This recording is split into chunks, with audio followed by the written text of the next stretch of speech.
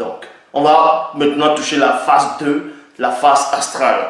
Dans Ézéchiel, plutôt Ecclésiaste, chapitre 12, au verset 2. Non, Ecclésiaste, chapitre 12, au verset 6.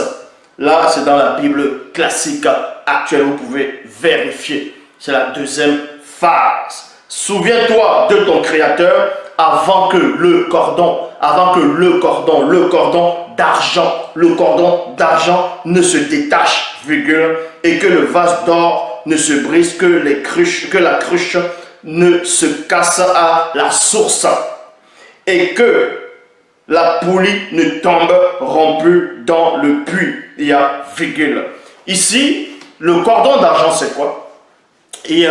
C'est Mon qui avait parlé de ça aussi. Là c'est Mon qui avait une très grande connaissance de, on va dire, le paranormal, la spiritualité, le spirituel, l'astral, ainsi de suite.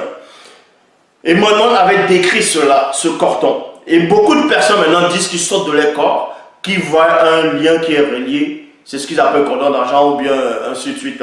Et ça, ces gens-là ne sortent pas de leur corps, sont des menteurs, ils sont de divaguer. Mais bon, s'il y a le cordon, c'est-à-dire le cordon ombilical physique, et il y a la notion du cordon ombilical astral. Mais ça s'appelle le cordon d'argent. Le cordon, d'autres disent le cordon argenté. Ici, on va vous expliquer pourquoi. Ce cordon est relié entre le corps physique et l'âme de la personne. C'est ça la liaison. Est-ce que vous comprenez? Il y a la liaison. C'est la raison pour laquelle, deux fois, votre âme a besoin de quelque chose. Votre âme va convoiter des choses avec les yeux de votre corps, avec les yeux, avec la conscience de vos yeux. Et ça va alimenter votre corps. Comment ça va alimenter votre corps? Votre corps va ressentir des sensations. Tu vas ressentir ce que l'âme ressent. C'est-à-dire que l'âme est en train de nourrir votre corps par ce lien-là, par ce cordon, de même que la maman va nourrir le bébé avec le cordon, le plat, c'est-à-dire le cordon ombilical, l'âme aussi, avec les désirs que l'âme va désirer. Ces désirs-là vont nourrir la chair et ça va pousser la chair à aller commettre encore des choses qui vont plaire à l'âme. C'est ça aussi le lien. C'est le deuxième lien, le cordon argenté. Et dans l'Afrique ancestrale, même les sorcières, à l'époque reculée, quand elles sortaient de leur corps, bon, on va un peu développer sortie du corps.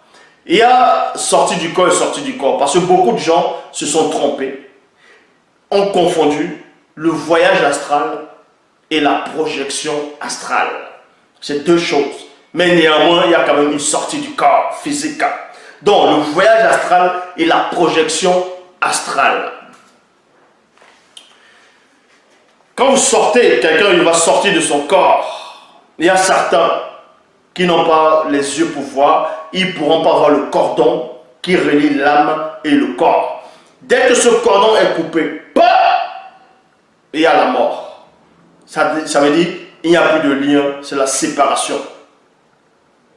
C'est la séparation, donc ça se brise entre le lien et le corps et l'âme, dès que ça se coupe.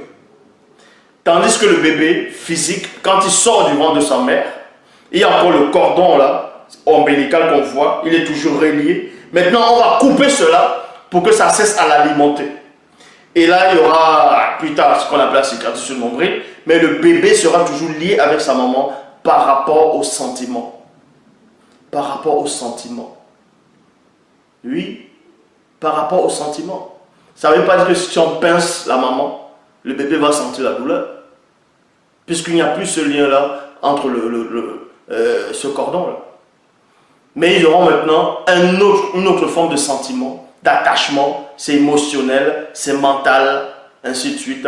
Mais néanmoins, il y aura les gènes, les organes de la maman et du papa dans cet enfant. Donc, par rapport à l'âme, quand quelqu'un sort du corps, il est relié toujours avec son corps. C'est-à-dire que ce qu'il va ressentir là-bas, il va le ressentir ici. Exactement comme pendant ceux qui font les rêves de nuit. Ceux qui sont attaqués durant la nuit, c'est-à-dire les maris, les femmes de nuit, les succubes et les incubes. Quelqu'un qui rêve un homme qui rêve qu'il a des rapports sexuels avec une femme dans le rêve, là, ça se passe dans l'astral.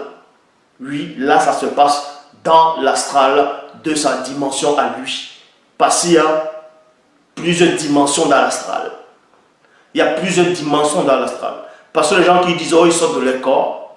Mais quand ils sortent de leur corps, mais décrivez alors ce que vous voyez. Ils disent, ah, oui, on voit les arbres, tout ça là. Ça, ils ne sont pas dans l'astral. Parce que tu peux sortir de ton corps, ton âme peut sortir de ton corps. Ça ne veut pas dire que ton âme va automatiquement intégrer l'astral. Est-ce que vous comprenez? Parce que le monde astral, bon, laissez, on ne va pas trop entrer là-dedans. Je ferai peut-être une vidéo sur la projection astrale, le voyage astral, si le permet. Mais quand quelqu'un a les rapports sexuels dans le rêve, avec une femme, il va ressentir du plaisir dedans. Et le matin ou la nuit, quand il se réveille, il voit qu'il a laissé échapper sa semence dans le visible. Vous allez dire, mais comment est-ce possible? C'est logique. C'est logique, pourquoi? Parce que votre âme, même dans les rêves, dans ce qu'on appelle les rêves, est toujours reliée avec votre corps par le cordon argenté. Et c'est par cet endroit-là que le plaisir avec un succube ou un incube, cette semence, ce plaisir-là, va passer par ce cordon argenté pour nourrir votre corps de sensations de plaisir. Et c'est là où vous laissez échapper votre semence. Avec la femme aussi, c'est pareil. Et oui, c'est logique. C'est pas de la sorcellerie. C'est la connaissance interdite. Donc, ici, on va lire dans Origine. Bon, quand il dit Origine, on va lire dans la version authentique par rapport à Ecclésiaste 12, verset 6, parce que beaucoup de gens n'ont pas compris ce passage. Mais dans la version authentique originelle, on entend plus en profondeur pour vous expliquer la deuxième dimension du cordon ombilical ou bien du nombril.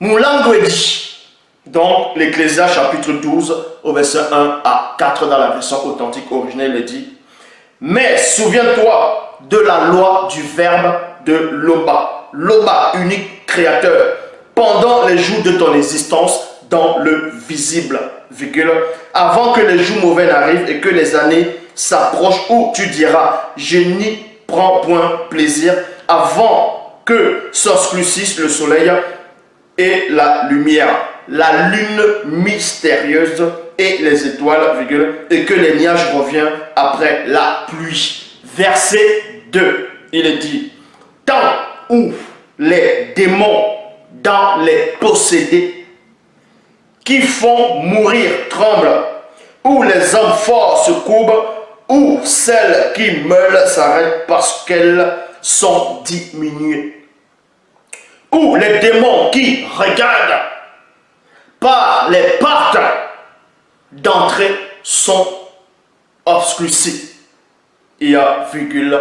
Verset 3, il est dit: où les deux battants de la porte de l'esprit et de l'âme se ferment en soi quand s'abaisse l'orgueil de la conscience du corps, virgule, où le souffle se lève au chant de la trompette mystérieuse, où s'affaiblissent toutes les cellules du corps.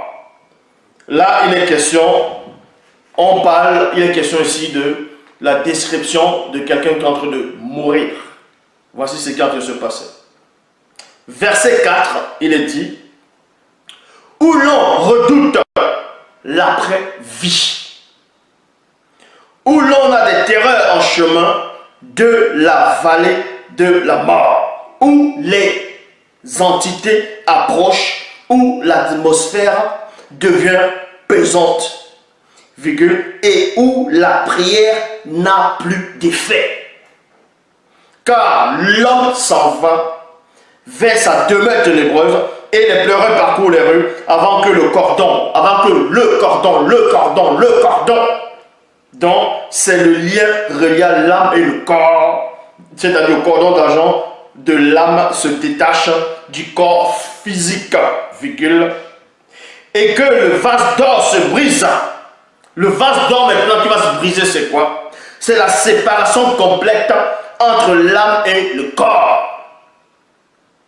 Que le seau se rompe sous la source. C'est ça maintenant, on va toucher à la troisième dimension du cordon. On va toucher le cordon spirituel.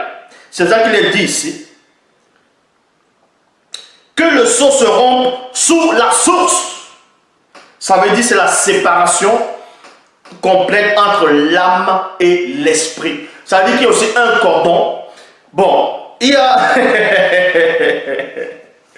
On va parler de quelque chose que beaucoup de ceux qui font la sorcellerie, ceux qui pensent connaître la sorcellerie, qui étaient dans le satanisme, les sciences occultes, les charlatans, bref, tous ces gens-là, dans l'ésotérisme, tout, ne connaissent pas, ils ne savent pas. On va vous expliquer ces choses.